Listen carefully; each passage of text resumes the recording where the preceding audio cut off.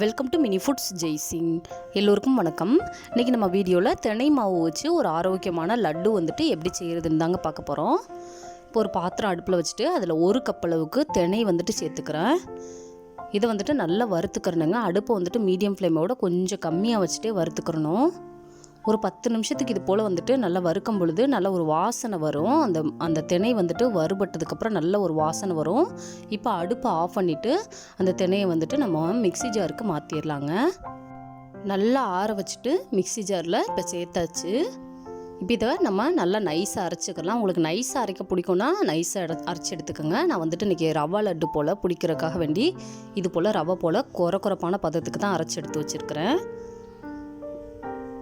இந்த தினை லட்டுலாம் நம்ம வந்துட்டு குழந்தைங்களுக்கு அடிக்கடி கொடுத்துட்டு வரணுங்க.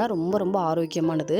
இப்போ ஒரு பாத்திரம் அடுப்பில் வச்சுட்டு அதில் வந்துட்டு 2 ஸ்பூன் அளவுக்கு நெய் சேர்த்துருக்குறேன். கொஞ்சமாக முந்திரி பருப்பு சேர்த்துக்கலாம். இதை ஜஸ்ட் வந்துட்டு ஒரு நிமிஷத்துக்கு கலந்து விட்டுக்கலாங்க. உங்களுக்கு வேறு எந்த நட்ஸு பிடிக்கும்னாலும் அதுவும் சேர்த்துக்கலாம். இப்போ நம்ம தினை மாவில் நம்ம வறுத்தெடுத்த முந்திரியை அந்த நெய்யோடு சேர்த்து கொட்டிக்கலாம். நல்லா சூடு இருக்கும் பொழுதே சேர்த்து கொட்டிக்கோங்க. இப்போ இதை நல்லா கலந்து விட்டுக்கலாம்.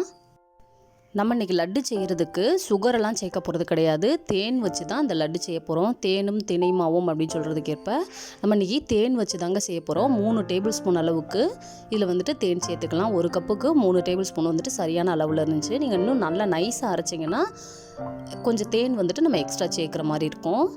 இதை வந்துட்டு நல்லா கலந்து எடுத்துக்கலாம். இந்த லட்டு வந்துட்டு நம்ம 1 வீக் வச்சு கூட சாப்பிட்லாங்க. ஒன்றுமே செய்யாது. நம்ம தேன் கலந்து செய்கிறதுனால ரொம்ப நாளைக்கு கெட்டு போகவே செய்யாது.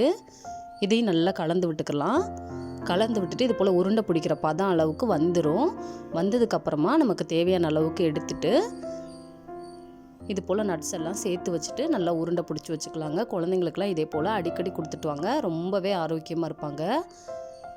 இந்த வீடியோ உங்களுக்கு பிடிச்சிச்சுன்னா லைக் பண்ணுங்கள், கமெண்ட் பண்ணுங்கள், உங்கள் ஃப்ரெண்ட்ஸ் அண்ட் ஃபேமிலிஸ்க்கும் ஷேர் பண்ணுங்கள். இதே போல் சிம்பிளான ரெசிபிஸ் வீடியோ தொடர்ந்து பார்க்குறதுக்கு மறக்காமல் நம்ம mini foods Jaisingh channel subscribe பண்ணுங்கள். தேங்க்ஸ் ஃபார் வாட்சிங்.